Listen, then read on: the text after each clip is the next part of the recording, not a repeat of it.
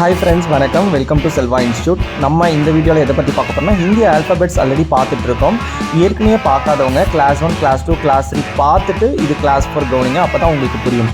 இது வரைக்கும் நம்ம என்னென்ன பார்த்துருக்கோன்னா உயிரெழுத்துக்கள்னால் என்னென்னு பார்த்துருக்கோம், மெய்யெழுத்துக்கள்னால் என்ன, உயிர்மெய் எழுத்துக்கள்னால் என்ன, அதாவது வவல்ஸ், கான்சனன்ட்ஸ், பாரக்கடி இதெல்லாம் பற்றி பார்த்துருக்கோம். ஸோ இந்த வீடியோவில் நம்ம அதாவது மெய்யெழுத்தில் இக்கு இங்கு இந்த மாதிரி புள்ளி வச்ச எழுத்துக்கள் வரும் இல்லையா, ஸோ அதை பற்றி பார்க்க போகிறோம். நிறைய பேருக்கு அதை பற்றி கன்ஃபியூஷன் இருக்குது. வாங்க நம்ம வீடியோவில் போகலாம். நம்ம இப்போது ஹிந்தியில் புள்ளி வச்ச எழுத்துக்கள், மெய்யெழுத்துக்கள் எப்படி படிக்கணும், எப்படி எழுதணுன்றதை பார்க்கலாம். இங்கே பாருங்கள், ஃபஸ்ட் நான் எழுதுகிறேன். இந்த லெட்டர் பேர் என்னன்னு பாருங்கள், இது க. ஒரு ஹிந்தி லெட்டரை பொறுத்தளவுக்கு இது க தானே படிக்கிறோம், ஆனால் இதை இக்குனும் படிக்கலாம். ஹிந்தியில் அந்த மாதிரி ஒரு ஸ்பெஷல் ஒரு லெட்டர் இதெல்லாம். ஸோ கவை இக்குனும் படிக்கலாம்.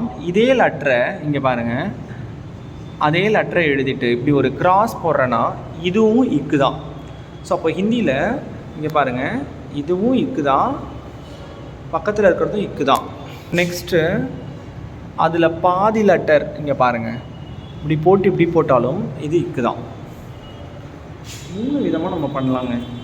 ஸோ ஒரு லெட்டரை நம்ம ஹிந்தியில் 3 விதமாக படிக்கலாம். இங்கே பாருங்கள், இது கன்னு தெரியும் இல்லையா, இந்த கவை இக்குன்னு படிக்கலாம். ஸோ அதே மாதிரி சென்டராக வர்றத க போட்டுட்டு இப்படி போட்டால், கிராஸ் போட்டால் இது இக்கு. அதுக்கப்புறம் இதில் பாதி, இதுவும் இக்கு தான். சரிங்களா? இதுக்கப்புறம் பாருங்கள், இது க, ஸோ இக்குன்னு படிக்கலாம். அதே லெட்டரை இப்படி போட்டு இப்படி போட்டிங்கனாலும் இது இக்கு தான். அதே லெட்டரை இப்படி போட்டாலும் இது இக்கு தான். சரியா? ஜாயிண்டிங்கில் வரும், இதெல்லாம் போக போக உங்களுக்கு தெரியும். இதுக்கப்புறம் இது க, இது இக்குன்னு படிக்கணும். அதில் பாதி இக்கு, இப்படி போட்டு இப்படி போட்டாலும் இக்கு தான். அதில் பாதி இக்கு. பாருங்கள், க க க கவை எப்படி மாறி இருக்குன்னு, இக்கு இக்கு இக்கு இக்குன்னு மாறி இருக்கு. சரிங்களா?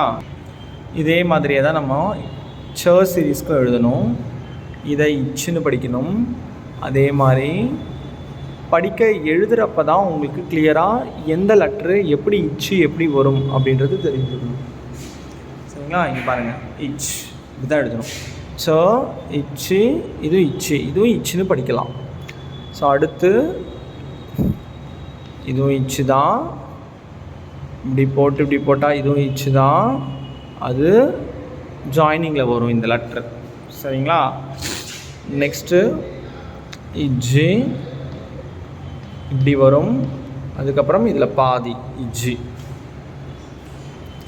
அதுக்கப்புறம் இஜ் இப்படி போடணும். அதே லெட்டரையே போட்டுட்டு இப்படி கிராஸாக ஒரு கோடு, அந்த லெட்டரை போட்டு இப்படி போட்டால் இது இச். பாருங்கள், இங்கே பாருங்கள். ஓகே, இச்சி இச்சி இஜ்ஜி இஜ்ஜி. ட ட இது இட்டுன்னு படிக்கணும். ஸோ அதை போட்டுட்டு இப்படி எழுதுனா இதுவும் இட்டு தான். அதுக்கப்புறம் அதில் பாதி வந்துட்டு நம்ம இப்போ எழுத வேண்டாம், அது சேர்த்து எழுதுகிறப்போ உங்களுக்கே தெரியும். சரிங்களா? இது மட்டும் 2 மட்டும் தெரிஞ்சுக்கோங்க.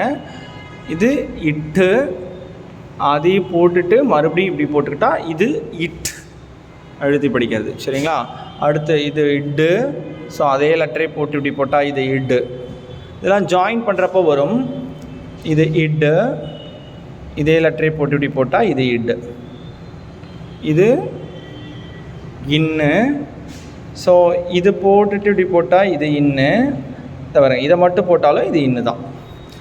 சரிங்களா? அந்த மாதிரி யூ மாதிரி போட்டாலும் அது இன்னு தான். அதுக்கப்புறம் இது இத்து, இது இத்து, அதில் பாதி இத்து. சரிங்களா? அதுக்கப்புறம் இது இத்து, அதே லெட்டரையே போட்டு இப்படி கிராஸ் பண்ணால் இத்து, அதில் பாதி இத்து. நீங்கள் என்ன பண்ணணுன்னா, ஒரு நோட்டு வச்சுக்கிட்டு ஒன்றையும் ஒரு 5 டைம் ரைட் பண்ணி பார்க்கணும். ஸோ அப்போ தான் வரும். அடுத்து இது இது, அதை லெட்டரை எழுதி இப்படி போட்டாலும் இது. அதுக்கப்புறம் அதே லெட்ரு ஜாயினிங்கில் வரும், அது விட்டுருங்க. நெக்ஸ்ட்டு இது அதில் பாதி இது. நிறைய இடத்துல ஜாயினிங் சேர்த்து வரும். பழகிறப்போ உங்களுக்கு படிக்கிறப்போ அது உங்களுக்கு தெரியும். சரிங்களா? இப்போ அதெல்லாம் விட்டுடுங்க. பெருசாக நீங்கள் வந்து கன்ஃபியூஷன்லாம் பண்ணிக்க வேண்டாம். அந்த மெய் எழுத்தில் ஜஸ்ட் தெரிஞ்சுக்கிட்டால் போதுமானது. இது இன்னு. ஓகேங்களா? இங்கே பாருங்கள், எல்லாத்தையும் சேர்த்து காமிக்கிறேன், தெரியும்னு நினைக்கிறேன். நெக்ஸ்ட்டு இப்போ நிறைய பேருக்கு ஒரு டவுட் வரும். ஒவ்வொரு இடத்துல வித்தியாசத்தை ஏற்படுத்தும் படிக்கும்போது. அடுத்து இதுங்க இப்போ, அதில் பாதி இப்போ. இப்போ அது மட்டும் போட்டு இப்படி இஃப்னு எழுதிக்கோங்க. அதுக்கப்புறம் இது இப்போ, அதே லெட்டரே போட்டு இப்படி எதுனா இது இப்போ இப்படி போட்டு இப்படி போட்டால் இது இப்போ, அதில் பாதி. சரிங்களா? தெரியும்னு நினைக்கிறேன். அடுத்து இது இப்போ, அந்த லெட்டரை இப்படி போட்டு இப்படி போட்டால் இது இப்போ, அதில் பாதி இப்போ. ஓகேங்களா? நெக்ஸ்ட்டு இம்மு பார்க்கலாம். இம்மு வந்துட்டு போட்டுட்டு சைடில் இது பண்ணாலும் இம்மு தான், இதுவும் இம்மு தான். இங்கே பாருங்கள், இப்படி போட்டாலும் இம்மு தான். ஓகேங்களா? அதே லெட்டர் இப்படி போட்டால் இது இ, இப்படி போடணும். இப்படி போட்டால் இது இ, ரா மாதிரியே போடுவோம், இ தேர்டு ஃபார்மு. அதுக்கப்புறம் இரு, இது இரு. சரிங்களா? அதே மாதிரி நம்ம சி போடுவோம்ல, அதுதான் இந்த ஃபார்மேட்டில் வரும். இப்போ தேவையில்லாது. சரிங்களா? அடுத்து இல்லு பாருங்கள், போட்டு இப்படி போட்டால் இது இல்லை, மறுபடியும் இது. மூணு டைப்ஸில் நம்மளால் பண்ண முடியும் இல்லை. அடுத்து வேறு 0 தான், இதுதான் சரிங்களா? இங்கே பாருங்கள், ஜூம் பண்ணுறப்ப தெரியும் உங்களுக்கு. நெக்ஸ்ட்டு 21 போடுறீங்க இல்லையா, இது ஷோ, இது இஷ்ஷுன்னு படிக்கணும். இதுவும் இஷ்ஷு.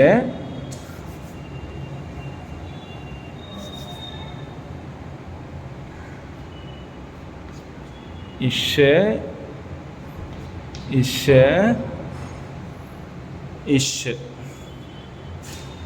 அடுத்து